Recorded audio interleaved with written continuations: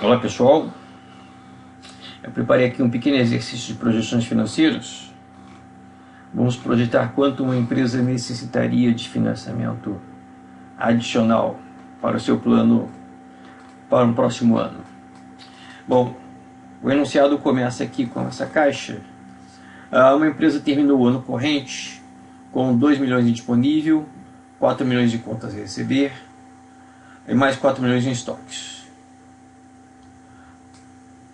Possui investimentos de 9 milhões imobilizado e mais 9 milhões em intangível. E o valor acumulado de DIA está em 2 milhões. Então, com isso, o total do ativo é 26 milhões, correspondendo ao somatório do disponível, contas a receber, estoques, imobilizado e intangível, e a subtração do acumulado de depreciação e amortização, 26 milhões.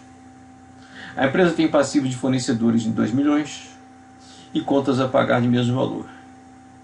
Os empréstimos bancários de curto prazo totalizam 4 milhões. E os de longo prazo totalizam 8 milhões. O patrimônio líquido está em 10 milhões. Então temos aqui o total do passivo e patrimônio líquido, também 26 milhões. A empresa alcançou no ano passado uma receita líquida de vendas de 24 milhões, com margem bruta de 40% e margem operacional de 19%. Okay. Bom, continuando o enunciado, a segunda parte.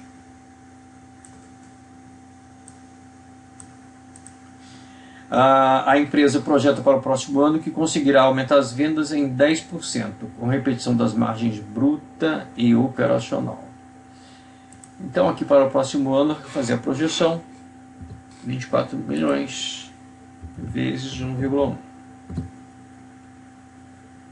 A repetição da margem operacional, então já vou aqui calcular o lucro operacional, correspondendo a 19%,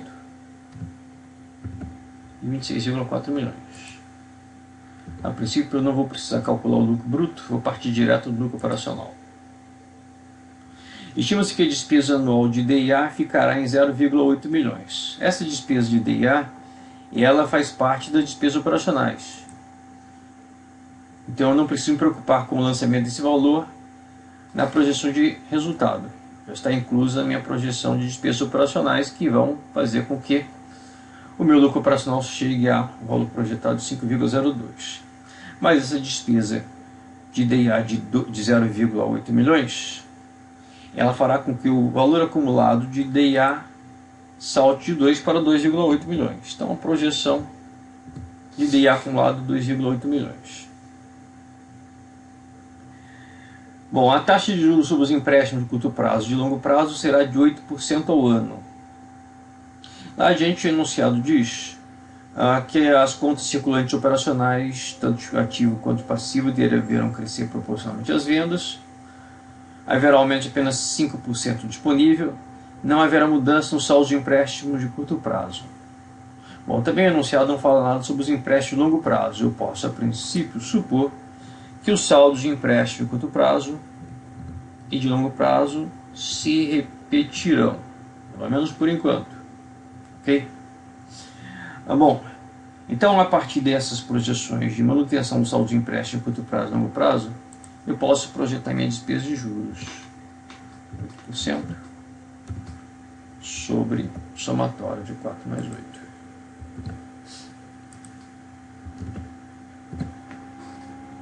R$0,96 milhões é a projeção da despesa de juros. Eu posso calcular já o lucro antes do imposto de renda, ou lucro tributável, lucro operacional, menos a despesa de juros. E eu posso já calcular o imposto de renda a alíquota de 34%. 34%.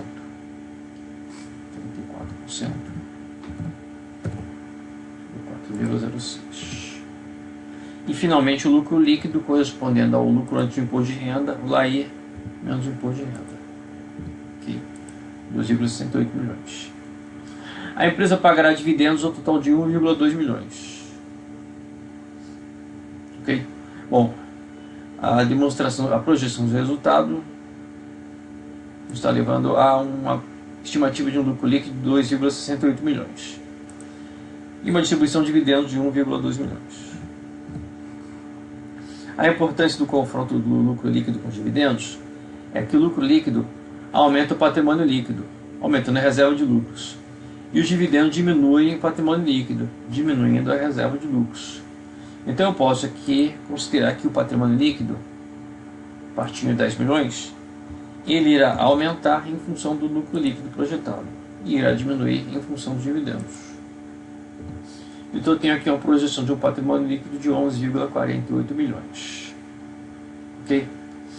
Bom, voltando ao segundo parágrafo, as contas circulantes operacionais, tanto de ativo quanto de passivo, deverão crescer proporcionalmente às vendas. As vendas crescendo 10%, significa que eu estou estimando que as contas a receber vão aumentar também 10%.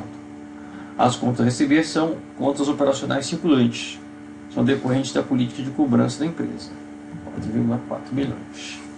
E estoque também são contas operacionais circulantes, então aumentarão para 4,4 milhões. O disponível é do ativo circulante, mas não tem caráter operacional, tem caráter financeiro, okay? Depende da política de caixa da empresa. E o enunciado diz que o disponível terá um aumento de apenas 5%. Então o disponível passará de 2 para 2,1 milhões.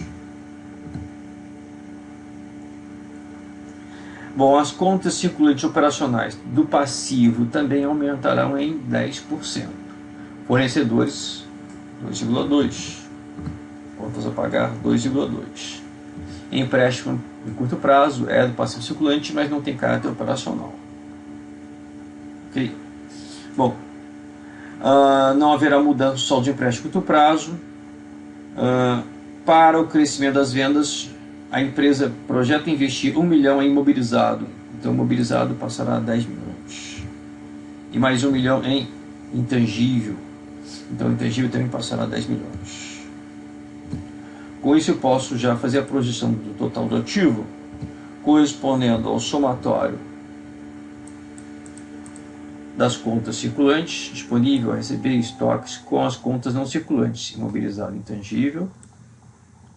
Esse somatório diminuído do acumulado de depreciação e amortização. Então a minha projeção é que o total do ativo chegará a 28,10 milhões. É esse valor que eu tenho que chegar ao total do passivo patrimônio líquido. Ok? Mas por enquanto eu tenho que o total do passivo patrimônio líquido, ele estará alcançando o somatório de fornecedores, contas a pagar, empréstimo de curto prazo, empréstimo de longo prazo e o patrimônio líquido. Então, de acordo com as minhas projeções, o total do passivo patrimônio líquido chegará a 27,88 milhões, quando necessitamos, de acordo com as projeções, de um valor de 28,10 milhões. Então essa lacuna de fontes, fazendo com que a projeção do passivo patrimônio líquido esteja ligeiramente menor, ela vai ter que ser complementada por fundos adicionais. Esses fundos adicionais poderão ser decorrentes de aumento do patrimônio líquido, sócio injetando mais capital, ou decorrente do aumento de empréstimos, de curto prazo ou longo prazo. Tá? Bom, aqui na parte final do enunciado eu tenho a pergunta: quanto a empresa necessitará de financiamento adicional de longo prazo, empréstimos ou aumento de capital social, ou uma combinação dos dois, para suprir os investimentos previstos? Então os fundos de longo prazo precisarão suprir essa lacuna, correspondendo a 28,10 milhões, que é o total do ativo, menos 27,88, que é o total até agora do passivo e patrimônio líquido. Então eu tenho que a empresa necessitará de fundos adicionais de 0,22 milhões para o seu plano financeiro para o próximo ano. Ok? Bom, a pergunta seguinte: se o fundo ou financiamento adicional necessário for suprido por empréstimo de longo prazo, qual será o aumento da despesa de juros? Bom, se as despesas de juros estão calculadas a taxa de 8% ao ano, eu posso dizer que as despesas adicionais de juros corresponderão a 8% de 0,22 milhões. Ok? Com duas casas decimais, a nossa projeção de 0,02 milhões. Com 4 casas decimais, 0,0178 milhões. Essa será a despesa adicional de juros, ok? Em função da captação de fundos adicionais mediante empréstimos de longo prazo. A pergunta final: como será pago este aumento de despesa de juros? Bom, nosso plano financeiro ele corresponde a uma projeção de um total de ativos chegando a 28,10, necessitando em contrapartida de um total de passivo e patrimônio líquido que também terá que chegar a 28,10. Estamos verificando a necessidade de fundos adicionais 0,22, que vão fazer com que as despesas adicionais de juros sejam de 0,0178 milhões. Bom, essas despesas adicionais de juros, elas necessitarão também de fundos adicionais. Então, na verdade, como será pago esse aumento de despesas de juros? Essas despesas de juros necessitará de mais fontes para o seu pagamento, considerando que todas as nossas projeções de passivo e patrimônio líquido estariam comprometidas com o aumento do ativo, conforme aqui nossas projeções. Ok? Porém, temos um pequeno detalhe, um detalhe complementar, que a despesa de juros, ela diminui o imposto de renda.